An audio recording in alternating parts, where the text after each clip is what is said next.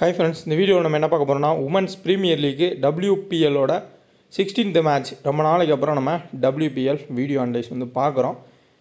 ICC cricket champion trophy வந்து பர்ஃபெக்டாக போயிட்டு இருந்துச்சு. ஸோ அதனால் நான் WPL எதுவுமே வீடியோஸ் போஸ்ட் பண்ணல. டீம் அப்பப்போ கொடுத்தேன். ஓரளவுக்கு ஆவரேஜாக போச்சு WPL. ரீசெண்டாக லாஸ்ட் ஒரு 2-3 மேட்ச்சில் ஒரு 2 மேட்ச் நல்லா வின் பண்ணிச்சு. ஸோ இந்த மேட்ச் கொஞ்சம் ஈஸியாக இருக்கும் ஜெயிக்கிறதுக்கு, அதனால் கவர் பண்ணியிருக்கேன். ஸோ பார்ப்போம். லைக் பண்ணிட்டு பாருங்கள், சப்போர்ட் பண்ணுங்கள். இதுக்கப்புறம் வரக்கூடிய எல்லா WPL கூட வீடியோன்றது என்னால் முடிஞ்ச அளவுக்கு போஸ்ட் பண்ணி கொடுக்குறேன். அதே மாதிரி நம்ம நியூவாக ஸ்டார்ட் பண்ணி ஒரு சில டெக்னிக்லாம் யூஸ் பண்ணி ஸ்டாட்ஸ் கொடுக்குறோம்.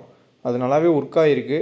செமிஃபைனல் இந்தியா ஆஸ்திரேலியா மேட்சோட வீடியோ அனலைஸ் பாருங்கள். கிட்டத்தட்ட கிராண்ட் லீக்கில் மோஸ்ட் ஆஃப் த பிளேயர்ஸை கேட்ச் பண்ணியாச்சு. இந்த ஷீனா பேட்டா இல்லை பெண்டாவர்ஸ்ன்ற இடத்துல மட்டும் கொஞ்சம் கன்ஃபியூஸ் ஆச்சு. பெண்டாவர்ஸ் ஆடினார். மற்றபடி ஓரளவுக்கு ஒரு 80% ஓகேவாக தான் இருந்துச்சு. ஸோ அந்தளவுக்கு இந்த மேட்ச்சை நான் கொடுக்குறதுக்கு ட்ரை பண்ணுறேன். 6th March 7:30 PM ஸ்டார்ட் ஆகும். ஸோ ஏக்னா கிரிக்கெட் ஸ்டேடியம் லக்னோவில் தான். பிச் ரிப்போர்ட் ஃபஸ்ட்டு மேட்ச்க்கு என்ன சொல்லியிருந்தாங்கன்னா, ரொம்ப ஸ்லோ விக்கெட்டாக தான் இருக்கும், கண்டிப்பாக கொஞ்சம் மேட்சும் ஸ்பின்னுக்கு ஹெல்ப் கிடைக்கும்னு சொன்னாங்க. ஆனால் பேட்டர்ஸ் ஃபஸ்ட் இன்னிங்ஸில் நல்லாவே ஆடி இருந்தாங்க. செகண்ட் இன்னிங்ஸில் பார்த்தீங்கன்னா உங்களுக்கு ஸ்பின்னுக்கு ரொம்ப ஹெல்ப் கிடச்சிருந்துச்சி இதே கிரவுண்டில்.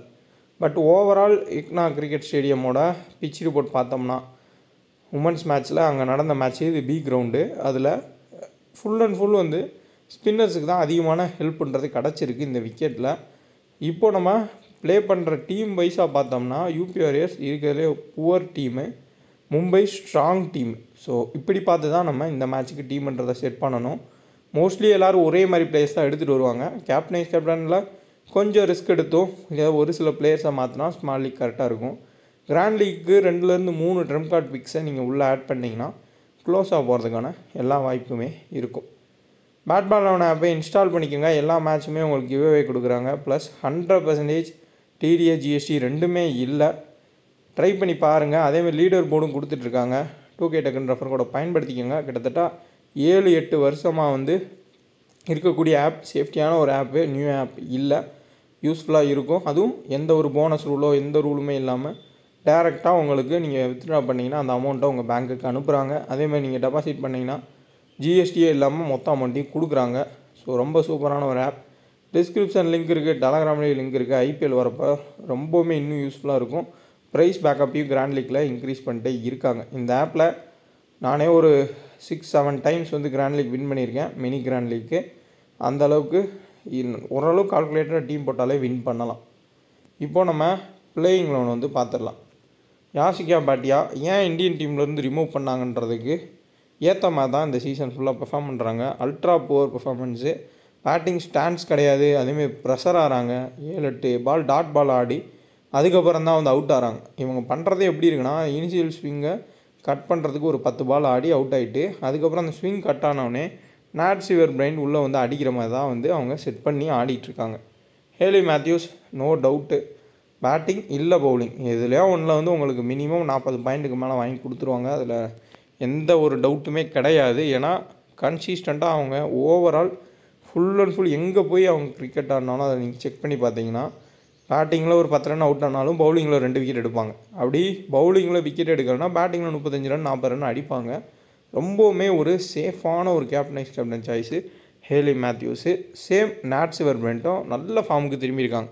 இப்போ ரீசெண்டாக ஆஸ்திரேலியா கூட நடந்த இன்டர்நேஷ்னல் மேட்ச் எதுலையுமே சரியாக ஆடலை நாட் சிவர் பிரைன்ட்டு. பட் WPL வந்தோடனே பயங்கரமான ஒரு ஃபார்முக்கு திரும்பி சரியான ஒரு பெர்ஃபார்மன்ஸுன்றதை கன்சிஸ்டண்ட்டாக கொடுத்துட்ருக்காங்க பேட்டிங் ப்ளஸ் பவுலிங்கில். ஸோ இந்த 2 பேர் தான் பக்காவான சேஃப் கேப்டன் சாய்ஸு. ப்ளஸ் உங்களுக்கு யாசிகா பாட்டியாவை இவ்வளோ தூரம் நான் சொன்னாலும் அவங்கள தான் எல்லாருமே பிக் பண்ணுவாங்க. ரீசன் என்னென்னா, இவங்களோட ஒரு போர் பிளேயர் விக்கெட் கீப்பிங்கில் இருப்பாங்களான்ற யோசிக்க வைக்கிற அளவுக்கு ஒரு பிளேயர் இருக்காங்க. அவங்க தான் உமா சேத்ரி. ஸோ இருக்கிற டெஸ்ட் மேட்சோட மோசமாக ஆடிட்டுருக்காங்க உமா சேத்ரி. ஜஸ்ட்டு ஹெய்லி இல்லாதனால விக்கெட் கீப்பிங் ஆப்ஷன் இல்லாமல் கஷ்டப்பட்டு யூபி வாரியர்ஸ் வந்து அவங்கள விக்கெட் கீப்பராக மட்டும் பயன்படுத்துகிறாங்க. இதில் அவங்க விக்கெட் கீப்பிங்கில் பாலை பிடிச்சோன்னே த்ரோ வேறு அடிச்சிடுறாங்க ஒவ்வொரு மேட்ச்லேயும். பேட்டர் உள்ளே இருந்தாலும் அதை ஏன் பண்ணுறாங்கன்னு வேறு தெரியலை. ஸோ எப்படி பார்த்தாலும் நமக்கு நல்ல ஆப்ஷனு யாசிகா பாட்டியா தான். ஃபார்ம்லேயே இல்லாட்டினாலும் பிக் பண்ணிக்கலாம். சப்போஸ் கொஞ்சம் யோசித்து ஏதாவது வேறு மாதிரி மூவ் பண்ணுவோன்னு ஹர்மன்ப்ரீத் கவுர் யோசிச்சாங்கன்னா, யாசிகா பாட்டியாவை பெஞ்சில் வச்சுட்டு கமலினியை கீப்பிங் நிற்க வச்சாங்கன்னா இன்னொரு வேறு ஏதாவது பேட்டருக்கோ ஒரு பவுலருக்கோ வாய்ப்பு கொடுக்கலாம். பட் எம்ஐ அப்படி செய்வாங்களான்றது தெரியல. ஏன்னா எம்ஐ டீமோட ஓவரால் எல்லா பர்ஃபார்மன்ஸையும் 5 பேர் தான். இப்போ 6வது ஆளாக அம்ஜத் காரை சேர்த்துக்கலாம். இவங்க மட்டும்தான் வந்து எல்லா பர்ஃபார்மன்ஸுமே பண்ணுவாங்க. ஹேலி மேத்யூஸ் 1, நாட் சிவர் 2, ஆமலி அக்கர் 3, இங்கே இஸ்மாயில் 4, ஹர்மன்ப்ரீத் கௌர் 5. இந்த 5 பேர் மட்டும்தான் இந்த டீமேவும். இப்போ அம்ஜத் கார் கன்சிஸ்டண்ட்டாக ஏதாவது ஒரு பர்ஃபார்மன்ஸ் கொடுக்குறாங்க பேட்டிங்கில் பவுலிங்கில். 6 பேராக மாறி இருக்குது. அடுத்தா யாசிகா பாட்டியா. இதுதான் வந்து கான்செப்ட்டு. சாய்கா ஈசாக் ஏன் ஆடுவாங்க அப்படின்னா ஆடுறதுக்கான வாய்ப்பு குறைவு தான். நீங்கள் யோசிச்சு பார்த்தீங்கன்னா தெரியும், யூபி வாரியர்ஸ் அதிகமாக லெஃப்ட் ஆர்ம் பவுலர்ஸ்க்கு அவுட் ஆகிருக்காங்க, லெஃப்ட் ஆர்ம் ஆர்த்தடாக்ஸ் பவுலருக்கு. அந்த லாஜிக்கில் நான் சாய்கா ஈசாக் கொண்டு வருவாங்கன்னு ஒரு ஆப்ஷன் கொடுத்துருக்கேன். இல்லை அதே இடத்துல வேறு ஏதாவது லெஃப்ட் ஆர்ம் ஆர்த்தடாக்ஸ் வந்தால் கூட நீங்கள் ட்ரை பண்ணியும் பாருங்கள். ரொம்ப டிஃபரன்ஷியல் ஒரு பிக்காக இருக்கும். மற்றபடி சேஃப் ஆப்ஷன்ஸில் உங்களுக்கு 4 ஓவர் அதுக்கப்புறமா 4 ஓவர் முடிஞ்சு இதிலே 16 ஓவர் முடிஞ்சு போயிடும்.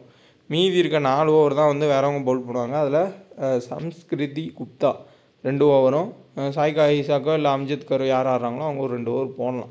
இதுதான் கான்செப்டாக இருக்கும். அம்ஜத் கருக்கு அதிகமான வாய்ப்புன்றது இருக்கும் ஓவர் போகிறதுக்கு. சப்போஸ் லெஃப்ட் ஆர்ம் ஆர்த்தடாக்ஸ் வந்தாங்கன்னா அவங்க அதிகமான ஓவர்ஸ் வந்து வீசுவாங்க. லெஃப்ட் ஆர்ம் ஆர்த்தடாக்ஸ் யார் வராங்களோ அவங்கள யோசிச்சு பிக் பண்ணிக்கோங்க. சஞ்சனா இந்த சீசனில் சுத்தமாக ஃபார்மில் கிடையாது. பேட்டிங் வந்தாலும் அவ்வளோ ஒன்றும் 30 அட் சர்க்கிளில் தாண்டி அடிக்க முடியல. அடித்தாலும் ஒரு 6 2 6 தான். மீதி எல்லா கேமையுமே அவங்களே ஆடிட்டு போயிடுறாங்க அந்த 4 பேருமே. ஸோ அம்ஜத் கர் கீ. இங்கே உங்களுக்கு வந்து சம்ஸ்கிருதி குப்தா ஓரளவுக்கு டீசன்ட் பிக்கு. கம்லினி நல்லா ஆடுறதுக்கான வாய்ப்புலாம் ரொம்ப குறைவு தான். ஏன்னா ரொம்ப யங்ஸ்டரு ப்ரெஷர் ஆகிறாங்க. ஷார்ட் பேங்கிங்கும் தப்பாக தான் இருக்குது. ஏதாவது எஜ்ஜி போட்டு 2 4 போனால் தான் பேட்டிங் சான்ஸும் கிடைக்காது. இஸ்மாயில் ஸ்டார்டிங்லேயே வந்து மினிமம் 1 or 2 விக்கெட்ஸ் எடுத்துருவாங்க. அதுக்கு காரணம் என்னன்றதையும் நான் இப்போ சொல்கிறேன். இங்கே நீங்கள் ஓப்பனிங் ஸ்டாண்ட் பார்த்தீங்கன்னா தெரியும், ஜார்ஜியாவிலும் அதுக்கப்புறம் கிரண் நவ்கிரே 2 பேருமே பட்டா ஒரு 50 ரன்னு, படலைன்னா ஃபஸ்ட்டு பாலே டக்குன்ற மாதிரி பிளேயர் தான். அவங்களுக்கு ஏற்ற மாதிரி பவுல் பண்ணுறவங்க தான் இஸ்மாயில். கண்டிப்பாக பாலில் மீட்டே பண்ண முடியாது, அந்தளவுக்கு ஸ்விங் ஆகும். நாட் சிவர் பிரைண்டுக்குமே அருமையான வாய்ப்பு இருக்குது ஓப்பனிங் ஸ்பெல்லே வந்து விக்கெட்ஸை எடுக்கிறதுக்கு இந்த 2 பேத்துக்குமே. ஏன்னா அந்த 2 பேருமே ஹிட் ஆர் ஃப்ளாப் தான். பட் என்னென்னா ஜார்ஜியாவில் கொஞ்சம் ஆஸ்திரேலியன் பிளேயர்ன்றதுனால ஓரளவுக்கு டொமஸ்டிக்கில் நிறையா சூப்பர் பிளேயர்ஸ்லாம் ஆடி கொஞ்சம் பழக்கப்பட்டிருப்பாங்க. ஓரளவுக்கு டீசெண்டாக ஆடலாம். கிரண் நவ்கிரேலாம் ஃபுல் அண்ட் ஃபுல் லக்கு மட்டும்தான். தப்பிச்சாங்க அப்படின்னா ஓரளவுக்கு வந்து ஆட சான்ஸ் வந்து இருக்கும். கிரேஸ் ஹாரிஸையும் ஓப்பனிங் அனுப்புகிறாங்க. கிரேஸ் ஹாரிஸ் இந்த மேட்ச் ஓப்பனிங் வராங்களா இல்லை மிடில் ஆர்டர் வராங்களா பார்க்கணும். ஏன்னா ஜார்ஜியாவில் வந்து ஒரு ஓப்பனர் அவங்கள கிரண் நவ்கிரேயும் கிரேஸ் ஹாரிஸ் சேர்த்து 1 down அனுப்பி ஃப்ளாப் ஆக்குனாங்க. சப்போஸ் இந்த மேட்ச் வந்து ஜார்ஜியாவில் ஓப்பனிங் வந்தால் ஒரு 30+ ஆகிறதுக்கான பாசிபிலிட்டிஸ் வந்து இருக்கும். ஏன்னா குயிக்காக பேட் விடுவாங்க, 4 6ன்னு போகிறதுக்கு சான்ஸ் இருக்கும். ஒரு ட்ரம்ப் கார்டு பிக்காக பார்க்கலாம். அதேமாரி கிரண் நவ்கிரே ரொம்ப ரிஸ்க்கு தான். ஹை ஸ்விங்கு அதேமாரி லைனை பிடிச்சி போட்டு இனிஷியலாக ஒரு 20 ரன் அடித்தா கூட அதுக்கப்புறம் ஆமலி அக்கர் ஹேலி மேத்யூஸ்னு ஸ்டெம்ப் டு ஸ்டெம்ப் போட்டாங்கன்னா அவுட் ஆயிடுவாங்க. தீப்தி சர்மா டெஸ்ட் கிரிக்கெட் மாதிரி தான் ஆடுறாங்க. அவங்க விக்கெட் டேக்கிங் இதுவுமே முடிஞ்சிருச்சு. பெரிய அளவில் விக்கெட் டேக்கிங் எடுக்க முடியல. ஆனால் மினிமம் ஒரு விக்கெட்டு ஒரு 15 ரன் எதிர்பார்க்கலாம். பட் பெரிய அளவு ஃபேண்டசி பாயிண்ட்ஸ் போவாங்களா அப்படின்றது டவுட் இருக்குது. But safest option minimum 50 point. அடுத்தா செராவத்து. ஸோ பயங்கரமான ஒரு ஹிட்டர் மாதிரி தான் ஆடுவாங்க. ஒரு 2 4 அடிப்பாங்க, 3வது பால் அவுட் ஆகிட்டு போகக்கூடிய பிளேயரு. ஸோ டீசன்ட் பிக்ஸ்னால் உங்களுக்கு கிரேஸ் ஹாரிஸ் அதுக்கப்புறமா தீப்தி சர்மா ஜார்ஜியாவில் கொஞ்சம் எதிர்பார்க்கலாம். அதேமாதிரி ஹென்ரி கன்சிஸ்டன்ட் பர்ஃபார்மன்ஸ் கொடுக்குறாங்க. எக்லிஸ்டன் ரொம்ப high risk trump card pick அப்படின்னா அம்ஜத் கார் மாதிரி நீங்கள் இங்கே கவுட் அவங்கள வந்து நீங்கள் ட்ரை பண்ணலாம். அவ்வளோதான் வந்து ஆப்ஷன்ஸு. ஸோ இதில் விக்கெட் கீப்பிங்கில் லக்கு தான். ஏன்னா யாசிகா பாட்டியாவும் 0 ஃபார்மில் தான் இருக்காங்க. இவங்களும் ஃபார்மே கிடையாது. எந்த பிளேயர் அதிகமான ஸ்டெம் பீட்டோ கேட்சோ பிடிக்கிறாங்களோ அதில் தான் வந்து பாயிண்ட் இருக்குது. யாசிகா பாட்டியாவுக்கு கொஞ்சம் ஓரளவுக்கு வந்து பேட்டிங் ஆட சான்ஸ் இருக்கும். பட் இனிஷியல் பவர் பிளேயில் ஹென்ரி நல்லா பாலை மூவ் பண்ணுவாங்க.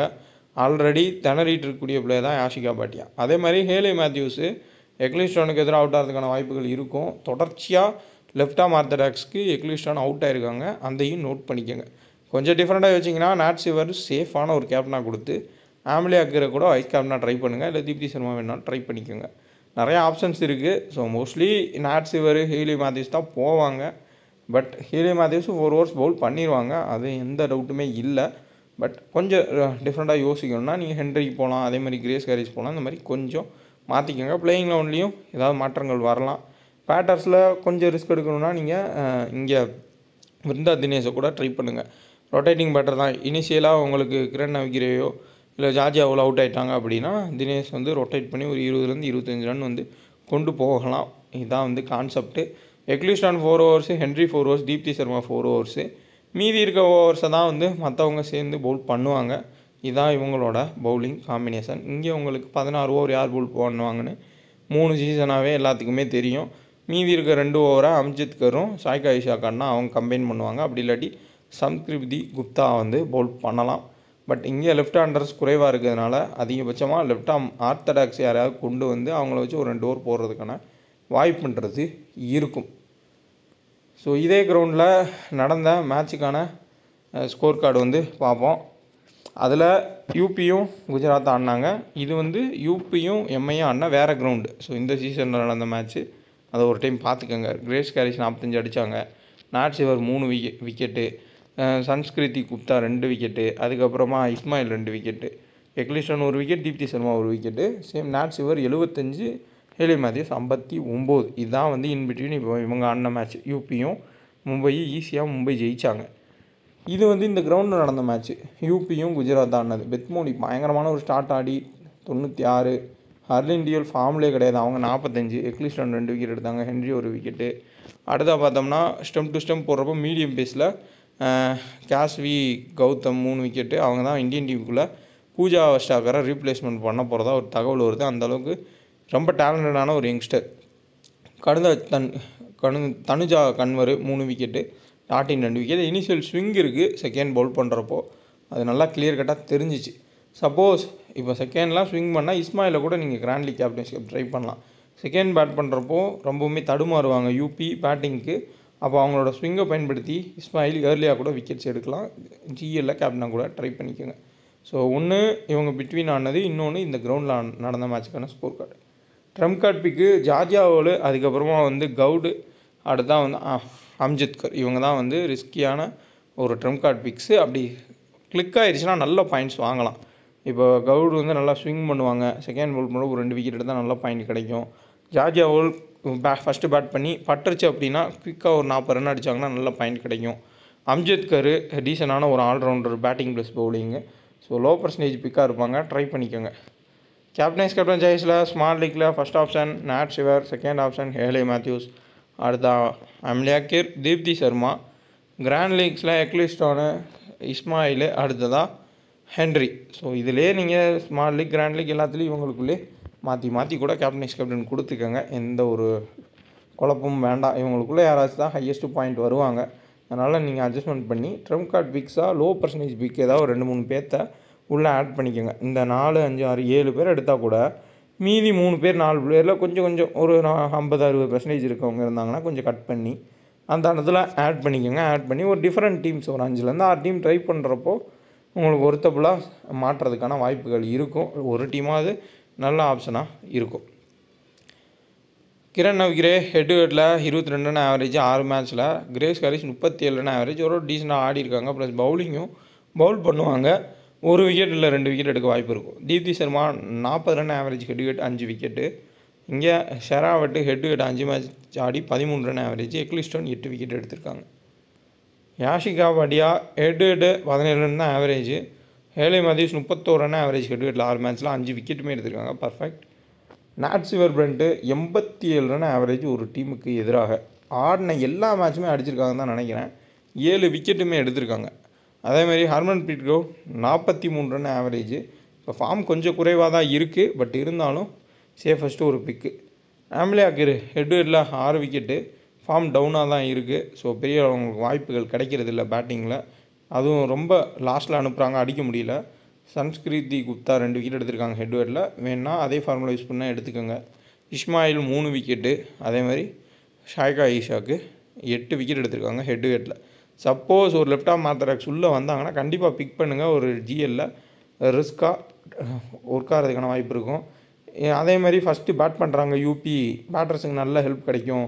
பெத்மோனி மாதிரி ஆடிடுவாங்க அப்படின்னா இங்கே கொஞ்சம் கிரண் நவிகிரே அதுக்கப்புறம் ஜார்ஜியாவோலுக்கு கூட ஒரு ரிஸ்க்காக கேப்டன் கொடுத்து ட்ரை பண்ணி பாருங்கள் கிராண்ட் லீக்கில். வீடியோ பற்றி லைக் பண்ணுங்கள். கரெக்டான டெலகிராமாக பார்த்து ஜாயின் பண்ணிக்கோங்க. எப்படி டெலகிராமில் ஜாயின் பண்ணுறதுன்றதையும் இப்போ ஆட் பண்ணுறேன், பார்த்து கூட ஜாயின் பண்ணிக்கோங்க. நம்ம சேனலையும் சப்ஸ்கிரைப் பண்ணாமல் இருந்தால் சப்ஸ்கிரைப் பண்ணுங்கள். அதேமாதிரி வீடியோ லைக் பண்ணுங்கள், அப்போ தான் மற்றவங்களுக்கு காட்டும்.